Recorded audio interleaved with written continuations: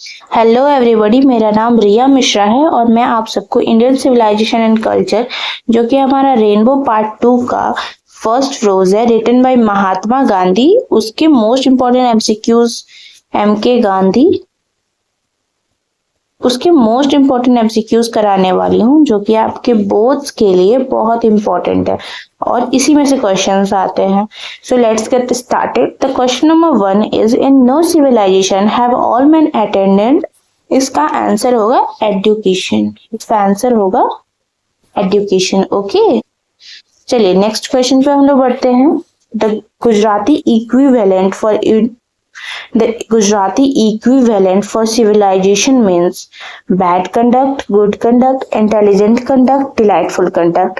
तो इसका आंसर है सी, इंटेलिजेंट कंडक्ट. ओके, ब्रश ले लेते हैं. Intelligent conduct. हाँ, चलिए चलते हैं. So question number 3 is, civilization is that mode of conduct which point out the man to the path of duty is from Indian civilization and culture. Okay, इसका answer A होगा. क्योंकि देखो, इसकी most important tip मैं आपको देती हूँ. जब भी आप जो भी चैप्टर के बारे में पढ़ते हो ना, तो उससे रिलेटेड अगर क्वेश्चन है तो मोस्ट ऑफ द टाइम आप ये देख लो कि समरी पहले देख लो, उसके बाद आपको अच्छे से नॉलेज हो जाएगा कि हाँ भाई, ये इंडियन कल्चर एंड सिविलाइजेशन का चैप्टर है, तो वहीं से क्वेश्चन आ रहा है. मतलब ऑफ कोर्स ये सेंस की बात है, तो इसको आप लोग ध्यान में रखिएगा. The fourth question is, some of the immediate and brilliant result of modern inventions are to mandating to resist is from.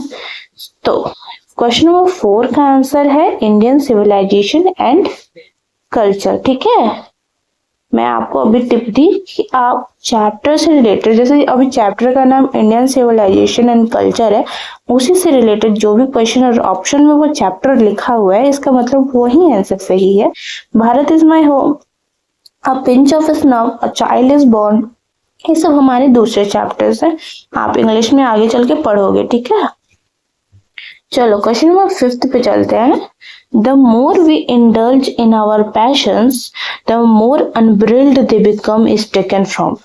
इसका भी आंसर आप लोगों को लगेगा ब्रश कहाँ गया. हाँ, इसका answer a pinch of snuff होगा. आप लोगों को लगेगा कि मैम ने बोला कि हाँ ये चैप्टर है तो इसी में लिखा दो, लेकिन समटाइम्स क्वेश्चन को भी पढ़ना रहता है. और क्वेश्चन क्या पूछ रहा है? The more we indulge in our passions, the more unbridled they become is taken from. इसका समरी से ही पता चल रहा है कि ये अ पिंच ऑफ स्नव, आप आगे बढ़ोगे उसमें आपको पता चलेगा कि हाँ ये समरी हमारे इंडियन सिविलाइजेशन एंड कल्चर की समरी अलग है और अ पिंच ऑफ स्नव की समरी अलग है.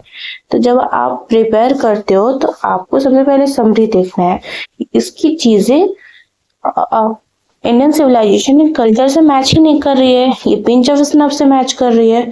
ठीक है, तो ये पिंच ऑफ स्नफ ही होगा. ठीक है, चलो क्वेश्चन नंबर 6 पे चलते हैं. Dash was satisfied with true home rule. कौन?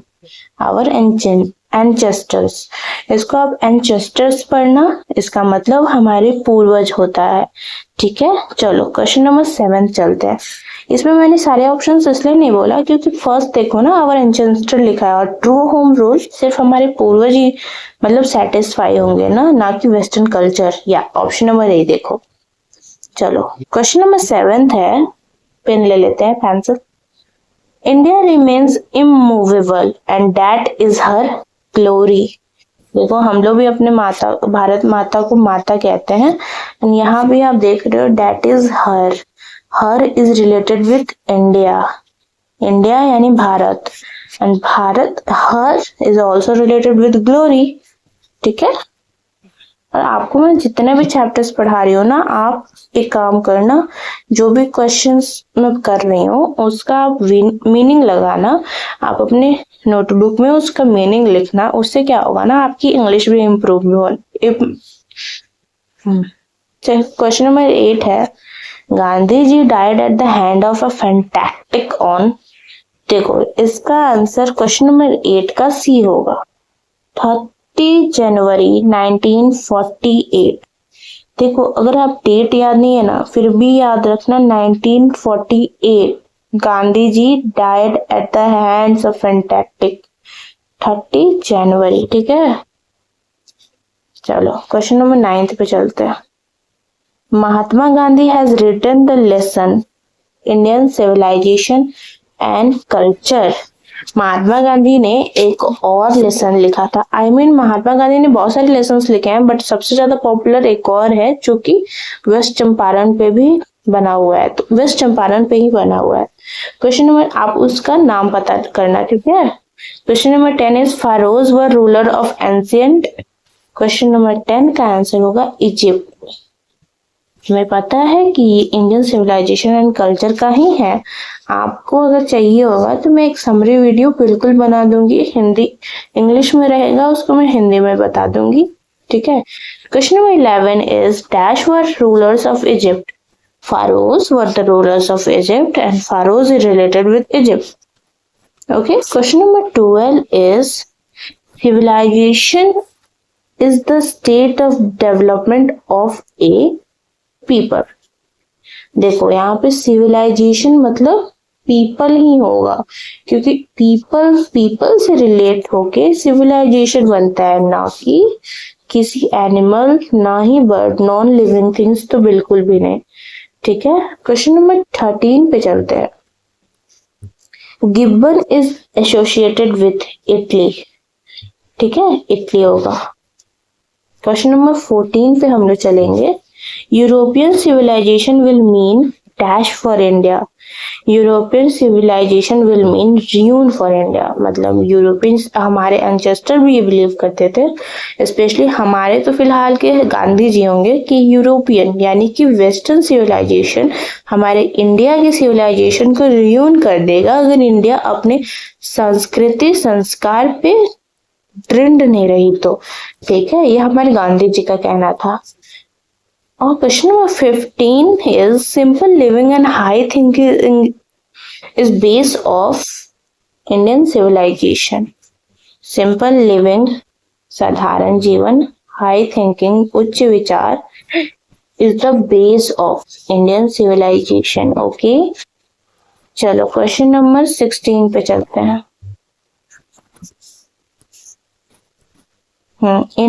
Indian glory is that it is immovable. ठीक है, ये इसलिए यहाँ पे बोला जा रहा है ना इंडियन ग्लोरी को, क्योंकि वेस्टर्न सिविलाइजेशन हमारे इंडियन ग्लोरी को कभी, मतलब हमारे संस्कार को कभी मूव नहीं कर पाए, ना ही हमारी संस्कृति को बदल पाए। उन्होंने ट्राई करा था, बट हम लोग अपने संस्कार, अपने जड़ से जुड़े रहे, इसलिए हमें कोई ट्रेंड से हटा नहीं पाया। ठीक है, question number 17 is dash was a spiritual leader then a politician. Mahatma Gandhi. देखो अगर ये चैप्टर नेहरू जी पे बेस होता तो इसके आंसर को नेहरू जी बना दिया जाता, अगर सरदार पटेल पे होता तो इसके आंसर को सरदार पटेल बना दिया जाता, but Indian civilization and culture Mahatma Gandhi ने लिखा है। तो और हम सब जानते हैं spiritual leader then a politician is Mahatma Gandhi. ठीक है, पॉलिटिशियन से ज्यादा इनके फॉलोअर्स थे, आपको मैं बता दूं। Question number 18 is my experiment with truth was written by Mahatma Gandhi. मैंने ऊपर आप लोग को कहा था कि महात्मा गांधी जी ने बहुत सारे लेसन्स, बहुत सारे बुक्स लिखा, उसमें से एक हमारा ये है माय एक्सपेरिमेंट विद ट्रूथ। इसको मैंने पढ़ा है, बहुत अच्छी बुक है, आप सबको पढ़नी चाहिए। क्वेश्चन नंबर 19 पे चलते हैं। The human mind is restless. The more it gets, the more it wants. ये ना बर्ड का कहना था, एक चिड़िया का कहना। ठीक है, क्वेश्चन नंबर 20 का आंसर होगा sacrifice is the soul aim of our rights. हम अपने राइट्स के लिए अपने सोल एम के साथ सेक्रीफाइस करते हैं। Okay, thank you so much. ये मेरी फर्स्ट लेक्चर थी, आपको पसंद आई होगी तो लाइक कीजिएगा। मैं अपने आप को इम्प्रूवमेंट दूंगी, मैं थोड़ी सी नर्वस थी, बट मैं ट्राई करूंगी कि आप सबको एक अच्छे कंटेंट के साथ प्रोवाइड करूं और बोर्ड्स में सब बढ़िया नंबर लाएं। Thank you so much.